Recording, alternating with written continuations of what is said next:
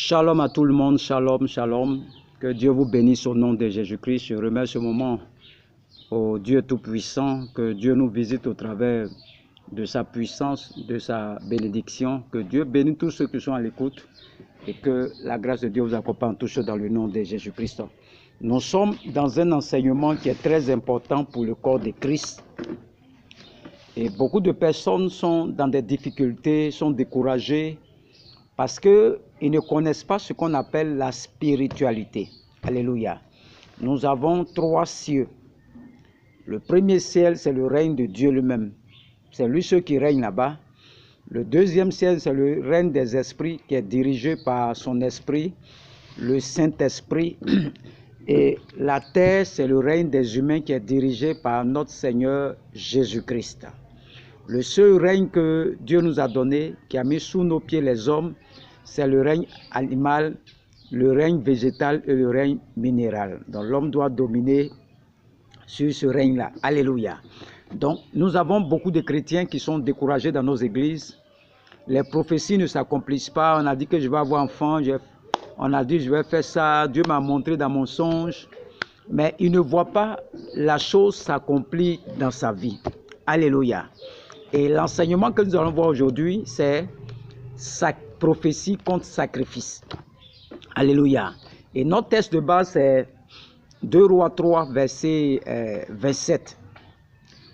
On va lire ensemble. Il prit alors son premier fils né, qu'il devrait régner à sa place, et il offrit en holocauste sur la muraille. Et une grande indignation s'empara d'Israël, qui s'éloigna du roi de Moab et retourna dans son pays. Vous pouvez lire tout le texte de 2 Rois 3, vous allez comprendre beaucoup de choses. Mais comme on n'a pas trop le temps, donc voici ce roi-là, un sorcier c'est un initié des ténèbres, qui sait comment invoquer les esprits des ténèbres et les mettre en mission. Donc les sorciers savent comment invoquer les esprits et le mettre en activité. Alléluia. Donc, ils le font en s'appuyant sur ce qu'on appelle les autels démoniaques. Donc, vous ne pouvez pas mettre un esprit en mouvement si vous ne vous appuyez pas sur les autels. Donc, pour que les agents des ténèbres règnent, ils s'appuient sur les autels pour envoyer des démons en mission. Alléluia. Donc, un autel est un lieu d'adoration, un lieu de sacrifice. Alléluia. Qu'on offre à une divinité. Alléluia. Donc, le roi de Moab, lui, il croyait avoir le dessus sur le peuple d'Israël. Et il va décider d'attaquer le peuple d'Israël et lui faire la guerre pour s'emparer de ses biens, de son terre, tout ce que vous connaissez. Donc, grande fut son indignation de voir son armée battue, ses villes possédées et toute tentation d'invasion reste sans succès. Il a voulu s'échapper, mais il a vu que tout est resté sans succès. Donc, étant oppressé de tout le côté, le roi Moab, c'est un sorcier, il va prendre son premier fils né, et il va le sacrifier sur la muraille. Alléluia. Et lorsqu'il va sacrifier son premier-né, on dit Israël fut indigné. Et puis Israël s'est retourné. Pourquoi? Parce que le sacrifice là, ultime que ce roi l'a fait là, a un grand poids dans le spirituel, dans le monde spirituel. Donc, ça a inversé les données dans le combat. Il y avait la défaite qui était sur lui, mais son sacrifice allait modifier les choses. C'est-à-dire, la Bible déclare qu'Israël était indigné, perdant ainsi toute force. Ils ont perdu leur force pour continuer la bataille, la guerre. La guerre prit fin et le roi de Moab eut la vie sauve. On va tirer des leçons là. C'est-à-dire, un sorcier est capable de sacrifier un membre de sa famille ou son premier-né pour atteindre ses objectifs. Il peut même arracher l'intelligence la force, l'avantage dans un domaine dans lequel vous êtes en compétition en posant des sacrifices et en invoquant les forces démoniaques, souvent avec l'aide de sorciers plus puissants que eux-mêmes. Donc, ils vont chercher un renfort. Ils savent que les chrétiens, là, prier là, tu ne peux pas contre les chrétiens. Dieu nous a donné l'autorité. Mais ils vont utiliser un principe, une loi que tout le monde peut utiliser, c'est la loi des sacrifices.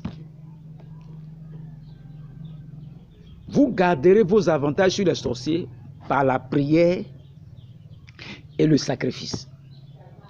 Donc, nous sommes des sacrificateurs. Nous apportons des offrandes à l'Éternel. Alléluia.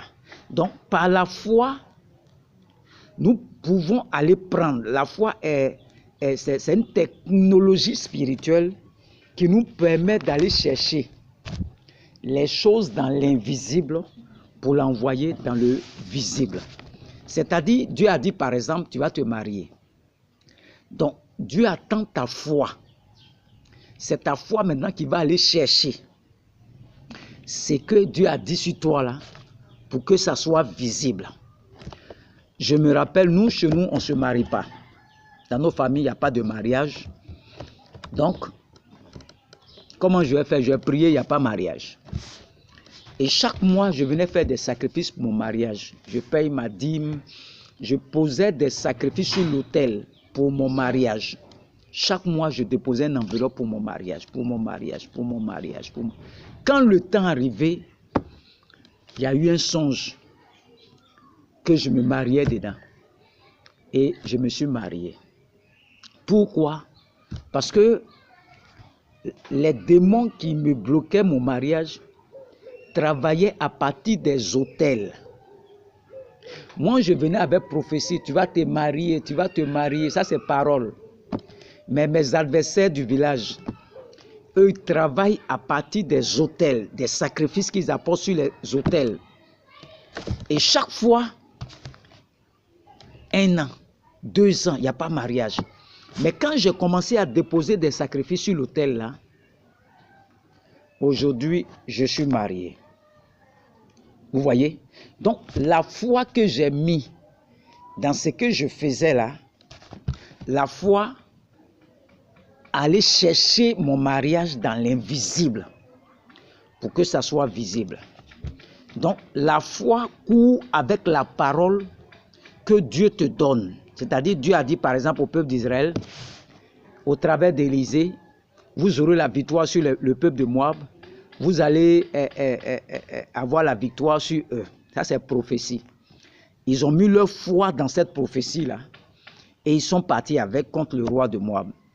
Le texte qu'on vient de lire parle de Moab, le roi de Moab, voilà un sorcier qui attaque les enfants d'Israël de Dieu. Avant cette bataille, les fils d'Israël font aller consulter le prophète Élisée. Ils vont voir Élisée et demandent de la part de l'Éternel, est-ce qu'ils doivent mener cette bataille et est-ce qu'ils auront la victoire? Le prophète Élisée va consulter Dieu et dit, allez-y, de la part du Seigneur, la victoire est votre partage. Alors le peuple dit, on part sur la base de la parole. C'est-à-dire, ils ont mis foi dans cette parole qu'ils sont partis avec. Et cette parole-là est sortie de la bouche d'Élisée. C'est-à-dire, c'est une parole qui vient de Dieu. Donc, dans le combat, ils manifestent, quand ils sont partis avec la parole, la prophétie, vous allez voir, ils vont manifester des victoires. Ils ont commencé à prendre possession. Le roi de Moab, il sait que où il est arrivé là, il ne peut plus rien. Ils ont tout fermé les issues. Il ne peut plus s'en sortir. Il dit, bon, je connais un principe. Il va prendre son premier-né et il va le sacrifier sur la muraille. Quand il les sacrifie, Israël perd toute sa force. Ils sont indignés. Il prend son premier-né. Eux, ils viennent avec la prophétie de Dieu, la parole du Seigneur. Mais le sacrifice là a fait quelque chose sur la prophétie qu'ils sont venus avec. Je vais te dire quelque chose. Dieu parle Et puis un roi sorcier fait échouer la parole de Dieu. Dieu parle par Élisée.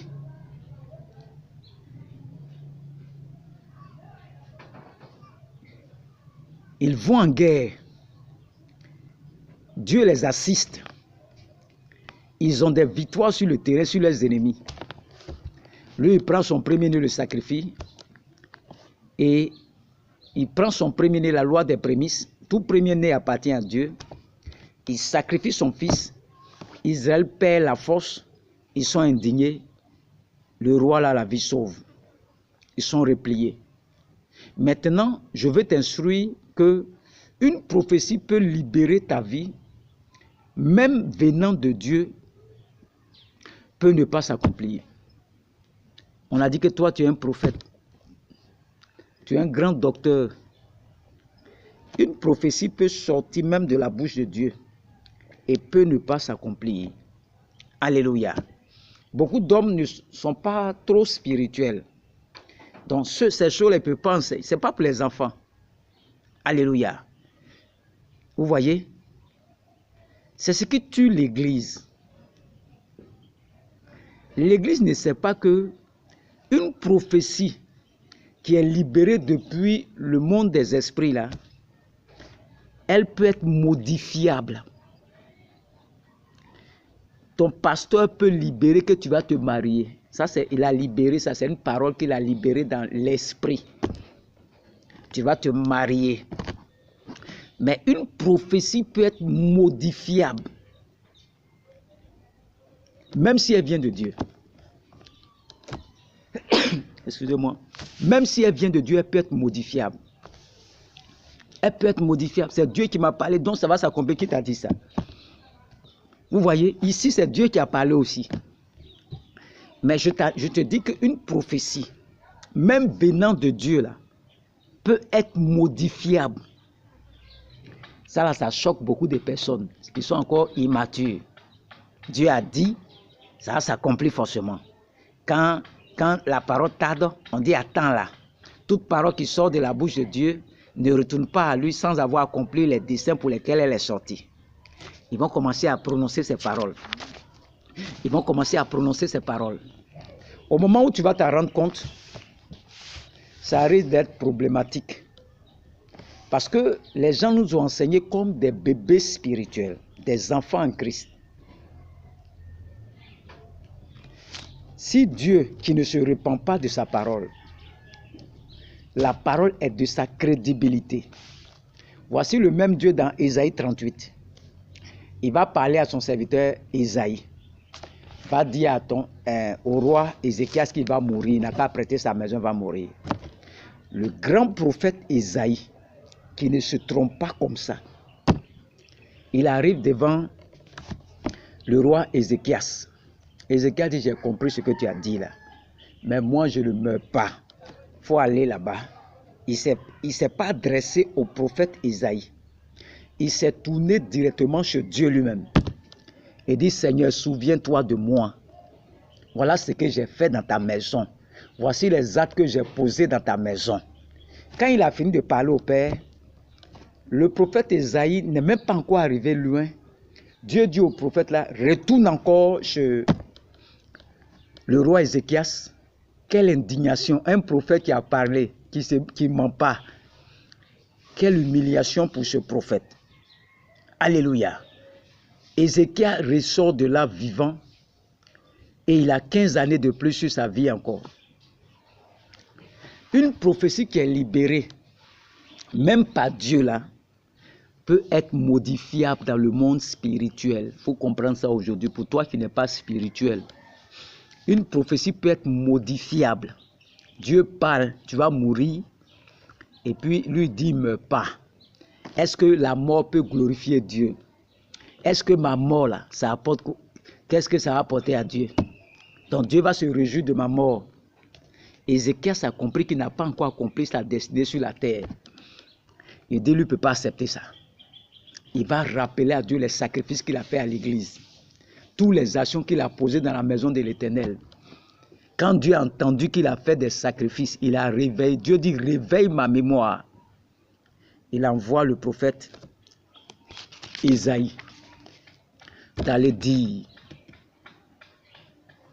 au roi Ézéchias qu'il ne va plus mourir. Donc, je veux dire à quelqu'un, la prophétie, c'est une loi qui est prise sur un trône. Donc, n'oubliez pas que les lois sont prises à la présidence. Quand le président prend un décret là, à la présidence là, il envoie la loi là au Parlement, à l'Assemblée nationale, les députés. Et quand cette loi arrive chez les députés là, les députés doivent voter cette loi là. Les députés peuvent dire, cette loi là, nous on ne vote pas. Cette loi là, on vote. Cette loi là est amendable. On peut réajuster la loi là. Donc c'est la même chose que nous faisons. Dieu donne des prophéties, mais ça ne m'arrange pas. Je commence à prier. Je commence à amender la loi. C'est-à-dire, on dit la prière. Ce que Dieu a dit là. Je commence à prier pour ne pas que ça s'accomplisse, ou je commence à prier pour qu'elle s'accomplisse. Je suis en train d'amender la loi par la prière. Je suis en train de changer les données. Dieu a dit qu'il va mourir, mais de par ma prière, de par mes sacrifices, je peux modifier la parole, la prophétie qui a été libérée sur ma vie. Alléluia. Qu'est-ce que ce roi-là fait? Ce roi-là, il sait qu'Israël est venu avec une prophétie. C'est Élisée qui a libéré la parole de l'Éternel. Israël a mis la foi dans cette parole. Le roi sait que prophétie là, ce qui moins ça là, c'est sacrifice. Qu'est-ce qu'il a fait? Il va utiliser une autre loi aussi. Un autre principe, ce sont les sacrifices. Et il va gagner la bataille. Voici des chrétiens qui veulent des postes. Et nos frères d'à côté vont faire des sacrifices. Lui, il a prié quand au dernier moment, on vient l'arracher le poste. Voici une femme qui vit avec un mari. Depuis 10 ans, ils ne sont pas mariés. Un matin, une soeur vient la ravir, son mari. Et on prend cette soeur, on s'en va marier. Elle a prié quand elle est fatiguée. C'est ça qui est la parole. Ce n'est pas tout on parle. Souvent, on dit la foi sans les œuvres, elle est morte. Ce sont les actions que tu poses. Dans ce cas-là, ce sont les actions qu'on pose dans la maison de l'Éternel. Donc, le roi là sacrifie son premier-né et Israël est indigné. Il y a des territoires, quand tu vas arriver ici là, malgré ton parler en langue, tu es mort. Les territoires sont minés par des démons. Des démons sont libérés à partir des autels sur le territoire. Chrétiens, ne soyez pas seulement des hommes de prière. Soyez aussi des hommes de sacrifice. Ça doit être une culture pour vous. Ça doit être une culture. Ce n'est pas parce qu'on t'a dit qu'il faut faire offrande que après ça tu ne fais plus sacrifice. Non. Il faut amener ça dans ta tête. Tu dois vivre de sacrifice. Les sorciers s'appuient sur les autels. Les démons, les esprits de ta famille se basent sur les autels pour t'arracher tes bénédictions. Donc on ne combat pas un autel avec la prière seulement, mais on combat un autel avec un autre autel. Et le roi l'a compris, que de la manière Israël venait en puissance là, il faut qu'il amende la loi, la parole que Dieu a dit que allez, vous allez avoir la victoire là. Il sait que cette prophétie qui est libérée dans le spirituel peut être modifiable. Donc il va utiliser le principe du sacrifice.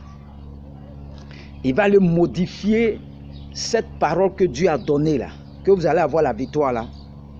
Maintenant, ils vont écrire là-bas, Israël sera indigné, Israël va perdre la force. Et on remarque qu'après le sacrifice, Israël est indigné, Israël a perdu toute sa force.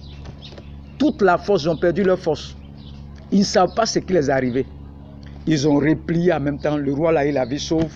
C'est ce qui tue les chrétiens là. Comme le pasteur a parlé là, forcé, ça va s'accomplir. Non! Cette parole qui est mise dans le spirituel peut être modifiée par des sacrifices, par des lois, d'autres lois que nos frères d'à côté utilisent. Les sorciers, les démons, les marabouts utilisent des lois, des principes. Et toi, Tu penses que comme on a dit que tu vas aller en Europe, là, forcé, tu vas aller en Europe. Cette loi-là peut être modifiée, modifiable, modifiée. La prophétie peut être modifiée dans le monde des esprits. Ça peut être modifié, c'est ce que tu ne sais pas. C'est ce que beaucoup de chrétiens, Dieu a parlé, moi je ne sais pas, depuis sa date, je ne vois pas, je ne vois pas. Mais tu ne vois pas parce que ce que Dieu a dit là a été modifié dans le monde des esprits. Tu dors la nuit, tu vois ton bébé. Mais physiquement, 10 ans, tu ne vois rien. Parce que le bébé, la loi qui a été prise par Dieu sur son trône là, a été amendée, a été modifiée. On dit un peu modifiée. Et toi, tu vois que c'est un autre truc qui t'arrive ici. Et tu accuses les pasteurs, tu accuses les prophètes, tu accuses tout le monde. Et tu es découragé parce que tu ne connais pas comment le monde spirituel fonctionne. Le monde spirituel fonctionne à partir des autels, des sacrifices qu'on apporte sur les autels. Il fonctionne avec des prières, mais il y a aussi des sacrifices que tu apportes sur l'autel qui peuvent te donner la victoire, qui peuvent aller arracher toutes tes bénédictions dans la main de l'ennemi. Tu vas libérer des anges en ta faveur et tu vas voir que ta vie même va devenir une vie victorieuse. Sacrifice contre prophétie, sacrifice à gagner. Les frères d'à côté utilisent des sacrifices, occupent les grands postes et nous les chrétiens, nous sommes là en train de prier. C'est important la prière, la prophétie. Tu parles, tu pries. Mais tes frères d'à côté utilisent la notion de sacrifice. Donc je veux dire à quelqu'un qui m'écoute, même si tu pries, mais il faut faire aussi des sacrifices à l'église. Tu vas voir que ta vie va changer, ta vie aura des victoires, tu vas avoir le succès sur tes ennemis. Que Dieu te bénisse au nom de Jésus-Christ. Amen.